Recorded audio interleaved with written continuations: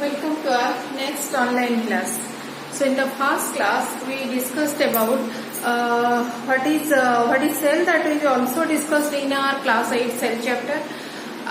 In that we discussed that when we are taking the cells of onion, at that time all the cells are unique. They are same in structure. When we see through the microscope, we see all the cells have similar structure. So also we observe that when we take a small onion or big onion, both have same cell structure and they have the function. They are performing the mostly same function. How this cell is, who discovered this cell, and what are the components, or what are the organelles, or what is the thing between in the cell, that are also how they are discovered, that we will discuss in this class.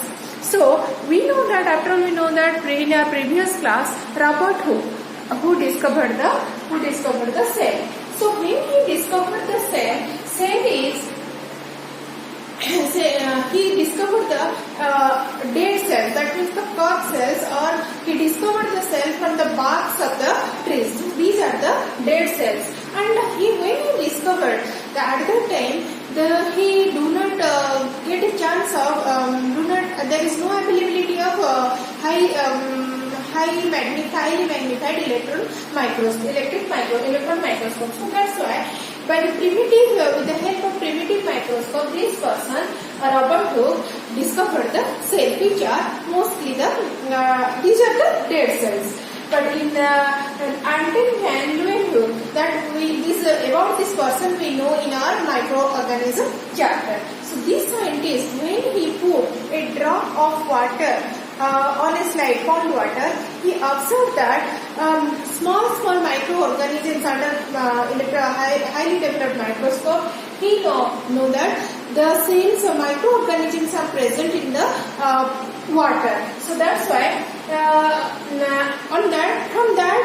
this person discovered the living cells. Okay. So Robert Hooke discovered the cell, but that are the dead cells. But Anton van Leeuwenhoek, he discovered with the help of highly developed microscope, he discovered the living cells.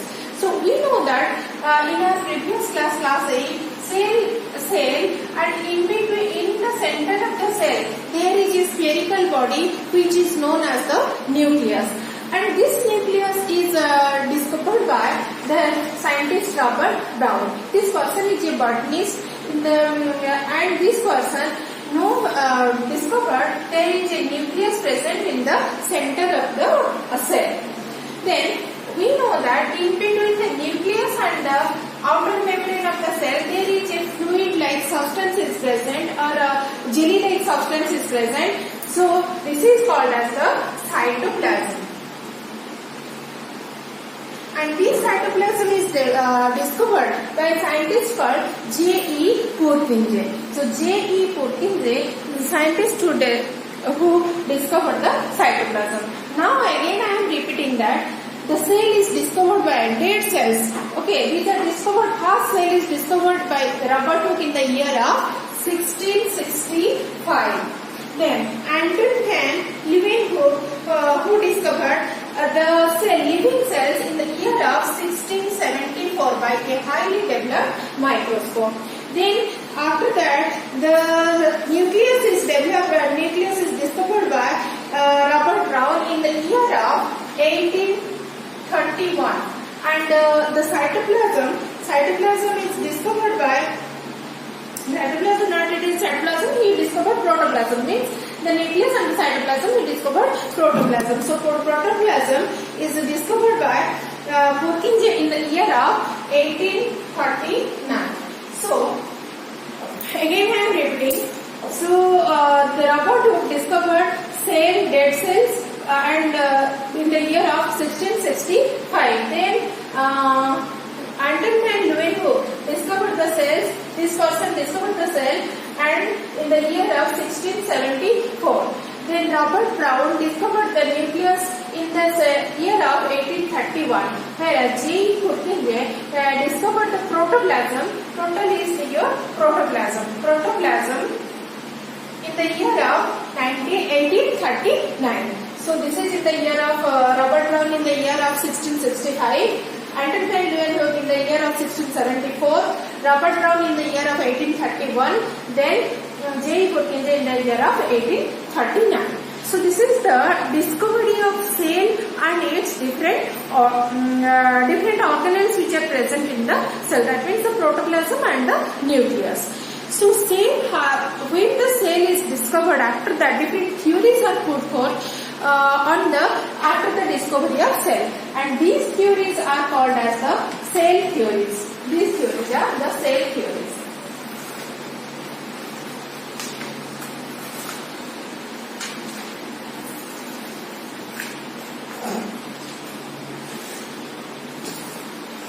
Then discovery of put forth of cell theory. So cell theory was put forth by 3 scientists, and first cell theory was developed by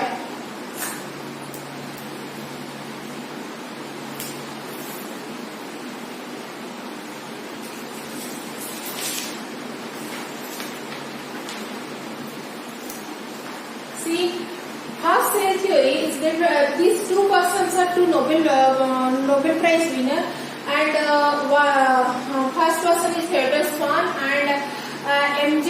Sindel. Swan and Sindel, these 2 persons first developed the cell theory. According to him, all the living organisms are composed of 1 or more cells. Whatever the living organisms that are composed of 1 or more than 1 cells. So living organism must be composed of cells that may be 1 or more than 1. First theory.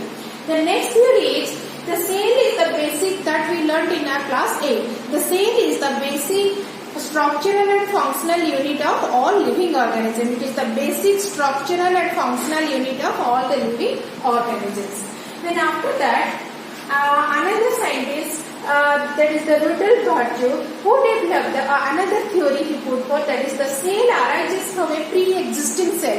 What is suppose this one is a cell, another cell arises from this cell, pre-existing cell, which one is previously present. When it is matured, then it either divided by mitosis or meiosis, that we learned in our cell division chapter.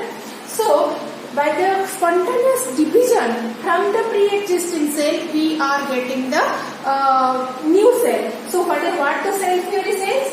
Cell theory put forth by 3 scientists, that is in the year of 1839 and 1855.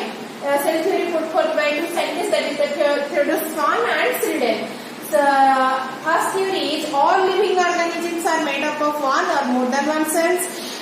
Next theory is the cell is the structural and functional unit of all living organisms, and Rudolf Virchow, his theory is cell arises from the pre-existing cell by the spontaneous generation, that will through mitosis or meiosis. So this is about different discoveries related to cell and theories which are related to the cell. This is all about your cell. First again I am repeating what we will discuss. Cell is discovered in the year of 1665 by Robert Hooke. Then in the year of 1674, Anton van Leeuwenhoek discovered the cell in the pond water that are small unicellular microorganisms are there. He discovered that cell are in live cells. Then in the year of 1831, Robert Brown discovered the nucleus. J. E. Purkinje in the year of 1839 discovered the protoplasm. So this is all about the discoveries. Then cell theory, the theory related to the cell, how it is, from which it arises, and what are the basic things in the cell, that is the cell theory. And cell theory, 3 theories are there. They were given, and 3 persons are involved in the cell theory. First, Sindel and Swan, those who are Nobel Prize winners. First theory is all the living organisms composed of 1 or more cells. Second theory is cell is a structural and functional unit of all the living organisms. And third theory, which is developed by Rudolf Virchow, that is the cell arises from a pre-existing cell. So this is all about the different discoveries of cell. So after after that, say what are the structures, what are the organelles, how the cell is different sizes and shape, all are developed by when the microscope developed, or when the discovery of highly developed microscope is performed. Then these things, the research on research on cell or discovery of different components or organelles of cell is possible with the when there is development of highly developed microscope. So as we know that in our previous class, certain organisms are made up of a single cell. That may I am telling you. See.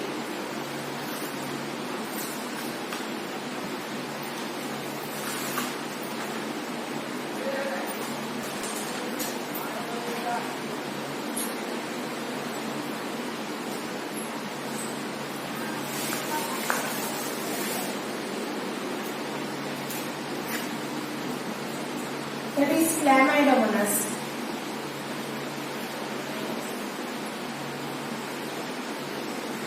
It is an algae.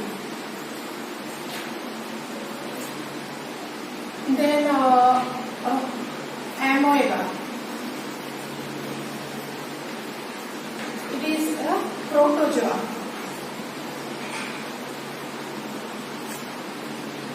Then Paramecium.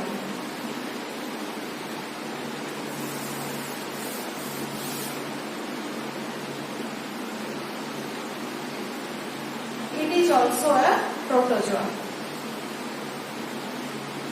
Chlamydomonas structure is like this. It have a cox cell. This one is the chloroplast. Okay, and here this is the nucleus. Amoeba that we learned in our class 7 like this. Okay, Paramecium structure is like this. Okay, so here there is okay. So see these animals, Chlamydomonas, that is a algae, amoeba, it is a protozoa, Paramecium, it is also a protozoa. These animals have a single cell. So these cells perform all the what are their biological activities or physiological activities, all are performed in this cell. So these animals having a single cell and all the activities performed by this single cell. So that's why these animals are called as these are composed of single cell. So these animals are called as unicellular organisms. Unicellular organisms. Unicellular organisms that we discussed in our previous class, class 8 in the cell chapter, we discussed that the organisms which have a single cell, that they are called as the unicellular organisms. But here also these organisms have single cells, so that's why these are called as the unicellular organisms. And unicellular organisms, examples are Chlamydomonas, amoeba, Paramecium, Plasmodium vivax, then some bacteria, they are the unicellular organisms. And what are the physiological activities? That may be digestion, that may be excretion, that may be reproduction, all are done through in this single cell. So what are the physiological activities for a living body necessary that are done through in a single cell? In case of amoeba, we discussed how digestion completed in a single cell. So all these animals, unicellular organisms, they are all the activities are done in this single cell. Come to the multicellular organism. Multicellular organism.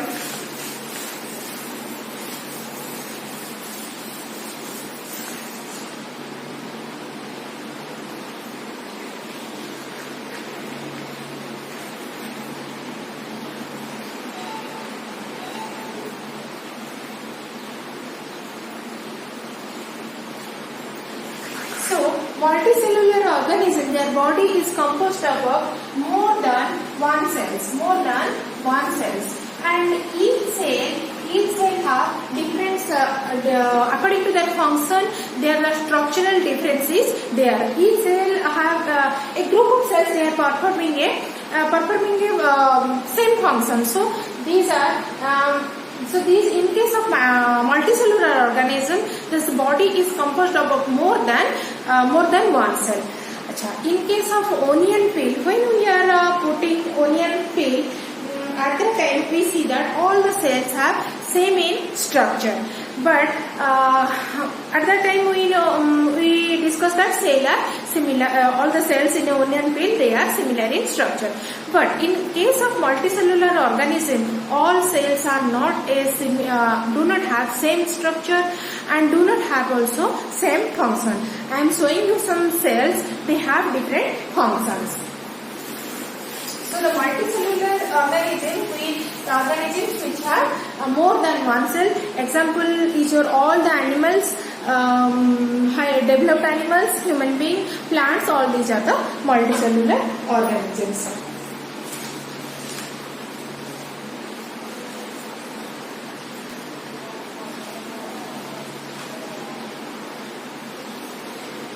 You see, this is a fat cell. The structure of fat cell is oval in structure. So next, this one is that we discussed in our previous class. This is a sperm cell. This structure is mostly straight, taper at both the ends.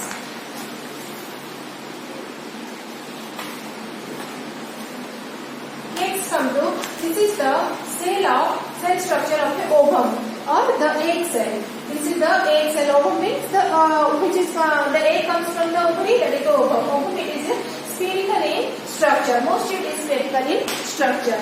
Then come to, this is one cell structure of nerve cell that we discussed in our previous class. So see, here this is the cell body, whereas dendrites comes out, this is the nucleus. Okay, see the structures of the cells. Then come to another cell, where these are the blood cells. In the blood there are different types of cells are there. We learnt in our class 7. So platelets are like this, leukocytes is leukocyte structure is like this, monocyte structure is like this, lymphocytes, their structure is like this, eosinophil, the structure is like this, basophil, neutrophil, these are the erythrocytes, these are the blood cells, and these have different structures. They are not similar in structure. So their function is also different. So in our body, the muscle cell, we have muscles, bone is attached with the muscle, that's why we are able to walk. So muscle cells are there, narrow and tapering narrow cells, and the structure of muscle cells is like this. What are the cell structures shown to you? All they have same structure? No, they do not have same structure. According to their function or work, their structure is also different. So all the cells of a multicellular organism do not have same structure and do not have the same function. Some cells are also changing their shape. Say for example, we know that amoeba, it have false states called as the pseudopodia, and it changes its shape. That means all these are false states. Sometimes pseudopodia is there, sometimes this pseudopodia is come to this side. So it changing its shape. Microorganism, that is amoeba is a unicellular organism which changes its shape. So this is all about the different structures of the cell. So from this we know that unicellular organism having a single cell, whereas multicellular organism have more than one cell. Example of unicellular organism is Chlamydomonas. Then protozoa, different protozoas are there. The bacteria, these are the examples of unicellular organism. Then multicellular organism, the organism which have more than one cell, their body is composed of more than one cell, they are the multicellular organism. And what about the cell structure? Cell structure of all the living organism or multicellular organism, they are not same. Cell structure differ from cell to cell according to its function. Okay, so this is all about the discovery related to the discovery of cell and shape and sizes of the cell. Next we will discuss other things or what are the things inside the cell. Okay, thank you.